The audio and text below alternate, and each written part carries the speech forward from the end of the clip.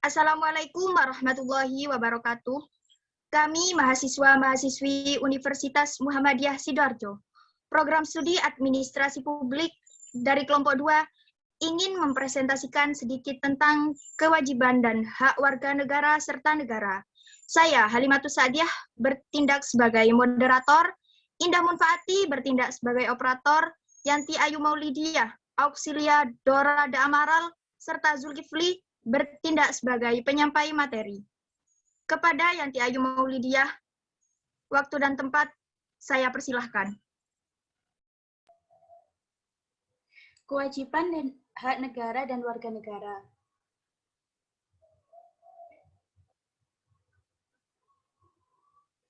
A. Hubungan negara dan warga negara meliputi 1. Pembicaraan hubungan negara dan warga negara sebenarnya merupakan pembicaraan yang amat tua. 2. Thomas Hobbes mengatakan homo homini lupus atau manusia pemangsa sesamanya bahwa fungsi negara adalah menertibkan kekacauan dalam masyarakat. 3. Walaupun negara adalah bentukan masyarakat, namun kedudukan negara adalah penyelenggara ketertiban dalam masyarakat agar tidak terjadi konflik, pencurian, dan lain-lain.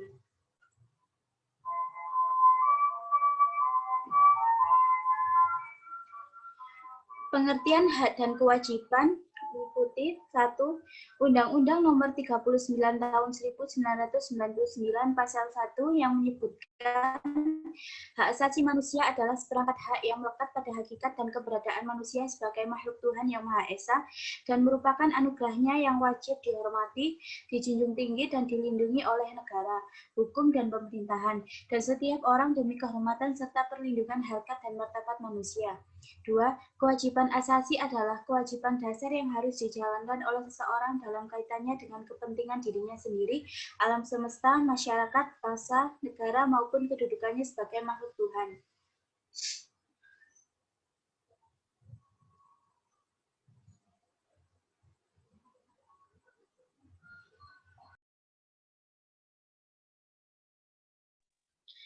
B. Hak dan kewajiban warga negara menurut Undang-Undang Dasar 1945. Manusia oleh Tuhan Yang Maha Esa diberi akal, perasaan, dan indera agar bisa membedakan benar dan salah, baik dan buruk, indah dan jelek. Kemampuan tersebut juga menjadikan manusia menjadi makhluk yang memiliki kebebasan untuk menyatukan pilihan tindakannya. Oleh karena itu, kebebasan yang dimiliki oleh manusia itulah muncul konsep tentang tanggung jawab. Kebebasan yang bertanggung jawab itu juga merupakan bagian dari hak asasi manusia yang secara kodrat merupakan anugerah dari Tuhan Yang Maha Esa. Pengingkaran atas kebebasan berarti pengingkaran pada martabat manusia. Oleh karena itu, semua orang termasuk negara, pemerintahan, dan organisasi wajib kiranya mengakui hak asasi manusia.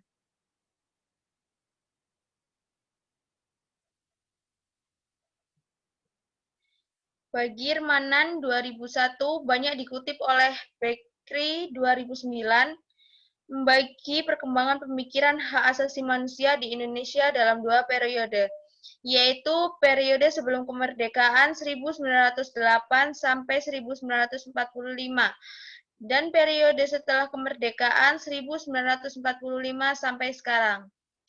Periode sebelum kemerdekaan dijumpai dalam organisasi pergerakan Budi Sutomo, Perhimpunan Indonesia, Sarekat Islam, dan Partai Komunis Indonesia, Insight Party, Partij, Partai Nasional Indonesia, Pendidikan Nasional Indonesia, dan Perdebatan dalam BPUPKI.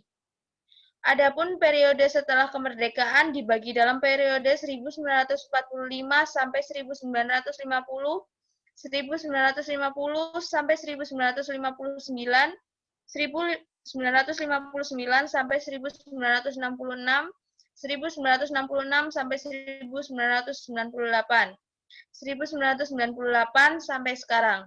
Dalam sidang BPUPKI juga terdapat perdebatan hak asasi manusia antara Soekarno, Supomo, Muhammad Hatta, dan Muhammad Yamin terkait dengan masalah hak persamaan kedudukan di muka umum, pekerjaan, dan penghimpunan yang layak memeluk agama dan kepercayaan berserikat, berkumpul, mengeluarkan pikiran dengan lisan dan tulisan. Bakery 2009 245.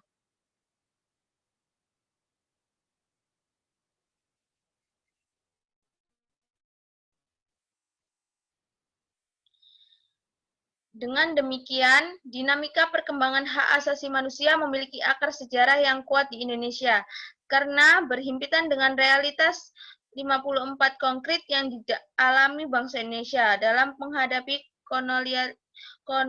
kolonialisme dan imperialisme, adapun setelah kemerdekaan. Pada periode awal kemerdekaan 1945 sampai 1950, hak asasi manusia sudah mendapatkan legitimasi yuridis dalam Undang-Undang 1945. Meskipun pelaksanaannya masih belum optimal, atas dasar dan hak berserikat dan berkumpul memberikan keluasan bagi pendirian partai politik. Sebagaimana termuat dalam maklumat pemerintah tanggal 3 November 1945.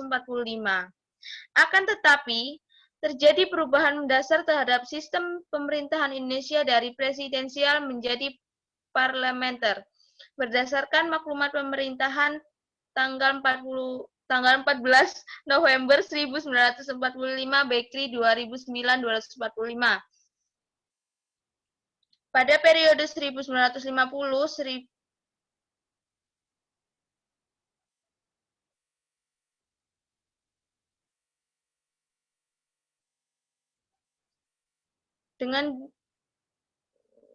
pada periode dalam situasi demokrasi parlementer dan semangat demokrasi liberal, semakin tumbuh partai politik dengan beragam ideologi, kebebasan pers, pemilihan umum yang bebas, adil, dan demokratis. Pemikiran tentang hak asasi manusia juga memiliki ruang yang lebar, hingga muncul dalam perdebatan konstituen usulan bahwa keberadaan hak asasi manusia mendahului bab-bab undang-undang. Pada periode 1959 sampai 1966, atas dasar penolakan Soekarno terhadap demokrasi parlementer, sistem pemerintahan berubah menjadi sistem demokrasi terpimpin.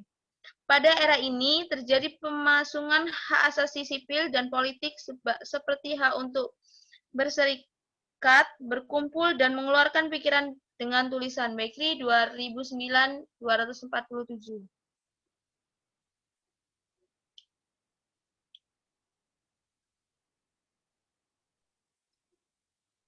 Periode 1966-1998 muncul gagasan tentang perlunya pembentukan pengadilan hak asasi manusia, pembentukan komisi dan pengadilan hak asasi manusia untuk wilayah Asia.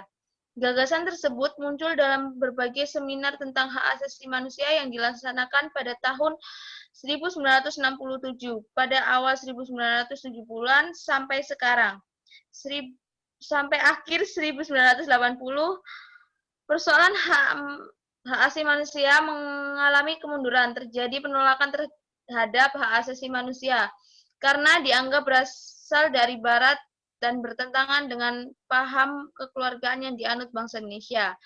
Menjelang tahun 1990, muncul sikap akomodatif pemerintahan terhadap tuntutan penegakan hak asasi manusia, yaitu dengan dibentuknya Komisi Nasional Hak Asasi Manusia Komnas HAM berdasarkan Kepres nomor 50 tahun 1993, tanggal 7 Juni 1993, Bakery 2009-249.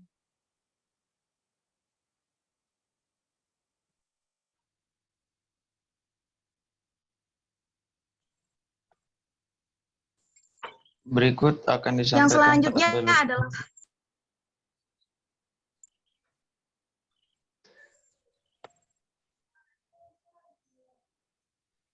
ayo, nggak apa-apa, nanti di-cut aja. Gak bisa di-cut emangnya. Diedit, anjrot. selanjutnya adalah kewajiban negara terdapat pada yang pertama adalah pembukaan Undang-Undang Dasar 1945 alinea keempat, yaitu yang isinya melindungi segenap bangsa memajukan kesejahteraan umum dan mencerdaskan kehidupan bangsa, serta ikut melaksanakan ketertiban dunia. Yang selanjutnya adalah terdapat pada pasal 21B ayat 4 yang isinya adalah perlindungan, pemajuan, penegakan, serta pemenuhan hak asasi manusia adalah tanggung jawab negara, terutama pemerintah. Yang selanjutnya adalah pasal 30 ayat 2, pertahanan dan keamanan negara dilaksanakan melalui sistem pertahanan dan keamanan rakyat oleh TNI dan Polri sebagai kekuatan utama serta rakyat sebagai kekuatan pendukung. Selanjutnya bisa dibaca di undang-undang. Kewajiban warga negara terdapat pada pasal 27 ayat 1, terdapat pada pasal 28J ayat 1, pasal 28J ayat 2, pasal 30 ayat 1, pasal 30 ayat 2, pasal 31 ayat 2. Isinya bisa dilihat sendiri di Undang-Undang Dasar 1945.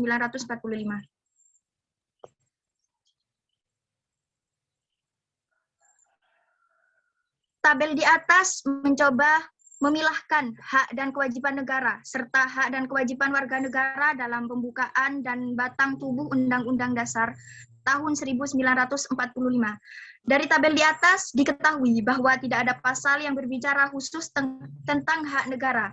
Kewajiban negara berjumlah 16 ayat, hak warga negara 25 ayat, dan kewajiban warga negara 6 ayat. Tabel di atas tidak menunjukkan sisi yang implisit dari hak dan kewajiban. Namun, apa yang tertulis secara eksplisit, hak dan kewajiban dalam Undang-Undang Dasar 1945. Di dalam Undang-Undang Dasar 1945 tidak menyebutkan hak negara. Namun, apakah dalam kenyataannya memang demikian? Tentu saja tidak. Meminjam teori keadilan Aristoteles, maka ada keadilan yang diistilahkannya sebagai keadilan legalis, yaitu keharusan warga negara untuk taat kepada negara. Keharusan taat itulah yang menjadi hak negara. Dalam kehidupan sehari-hari, keadilan legalis ini selalu mengiringi setiap langkah warga negara, mulai dari kewajiban membayar IMB, listrik, PBB, memiliki SIM, pajak kendaraan bermotor, serta mentaati aturan lalu lintas, dan yang lainnya.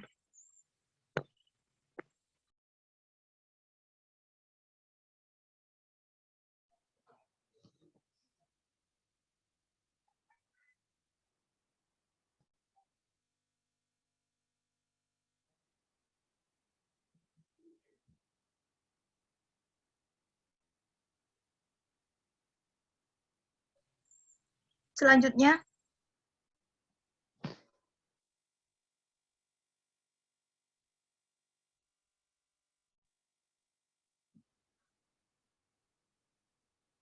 Satu, pluralis.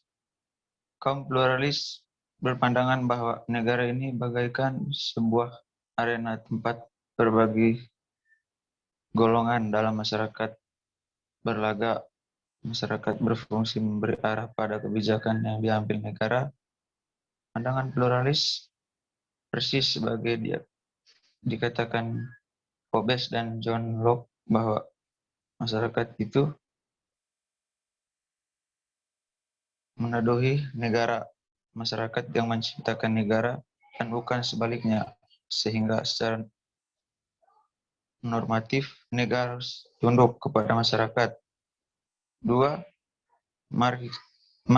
Marxis. Dari Marxis berpendapat bahwa negara adalah serangkaian instruksi yang dipakai kaum borjuis untuk menjalankan kuasanya. Dari pandangan ini sangat jelas perbedaannya dengan teori pluralis. 3. Sintetis. Pandangan yang menyatakan dua pandangan tersebut adalah teori strukturais yang dikemukakan oleh Anthony Giddens.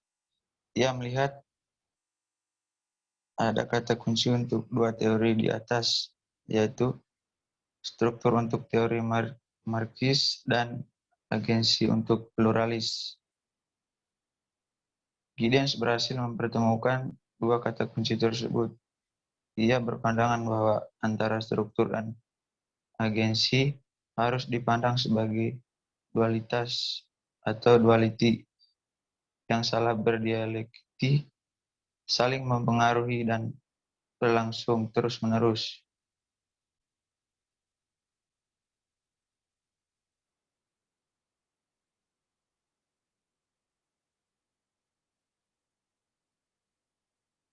C. Pelaksanaan hak dan kewajiban negara dan warga negara di negara Pancasila.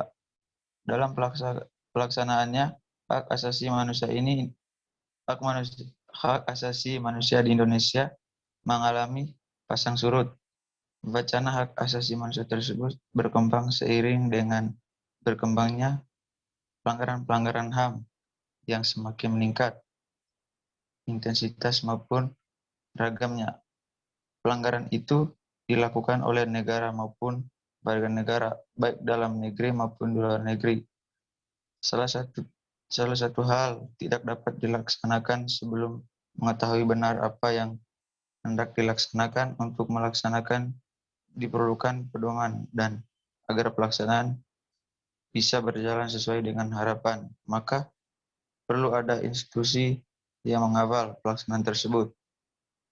Pertama, Pancasila perlu dimengerti secara tetap dan benar, baik dan pengertian, sejarah, konsep, prinsip, dan nilai-nilai yang terkandung di dalamnya. Kedua, pedoman pelaksanaan semestinya kita tidak perlu malu mencontoh apa yang sudah dilakukan oleh pemerintah Orde Baru, berusaha membuat pedoman penghayatan dan pengalaman Pancasila. Ketiga, perlunya lembaga bertugas mengawal pelaksanaan Pancasila. Lembaga ini bertugas antara lain memfasilitasi aktivitas-aktivitas yang bertujuan untuk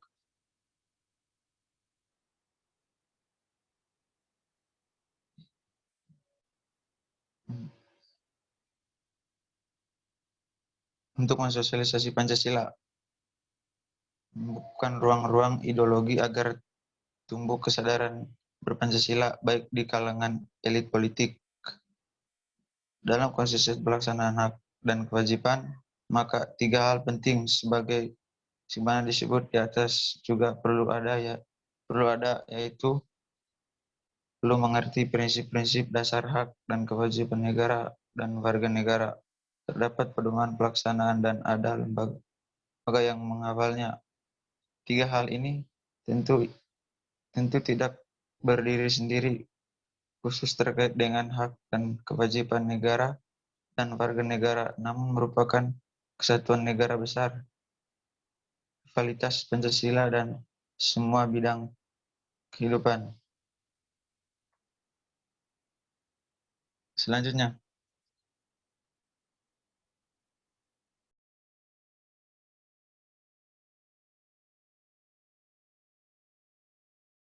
Mohon maaf, Kak, nomor berapa ya?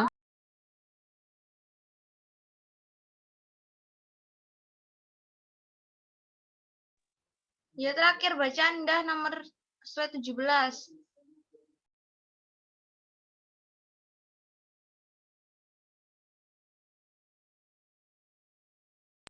Dalam konteks pelaksanaan hak dan kewajiban, maka tiga hal penting sebagaimana disebut di atas juga perlu ada, yaitu perlu mengerti prinsip-prinsip dasar hak dan kewajiban negara dan warga negara, terdapat pedoman pelaksanaannya dan lembaga yang mengawalnya. Tiga hal ini tentu tidak berdiri sendiri khusus terkait dengan hak dan kewajiban negara dan warga negara, namun merupakan kesatuan gerak besar revitalisasi Pancasila dalam semua bidang kehidupan. Penjelasan di bawah ini akan memberikan gambaran tentang konsep, prinsip, dan nilai Pancasila yang dikutip dari pedoman. Umum implementasi Pancasila dalam kehidupan bernegara yang ditulis oleh Lembaga Pengkajian dan Pengembangan Kehidupan Bernegara tahun 2005 ayat 3-94. Yang A, manusia adalah makhluk Tuhan yang Maha Esa, berperan sebagai pengolah dan pemelihara alam secara seimbang dan serasi dalam keimanan dan ketakwaan. Yang B, Pancasila memandang bahwa hak asasi dan kewajiban asasi manusia bersumber dari ajaran agama, nilai moral universal, nilai budaya bangsa, serta pengalaman. Yang C, Hak asasi manusia meliputi hak hidup, hak keluarga, hak mengembangkan diri, dan hak keadilan.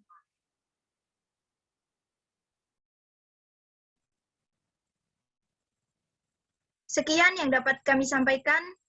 Mohon maaf apabila ada salah kata. Wassalamualaikum warahmatullahi wabarakatuh.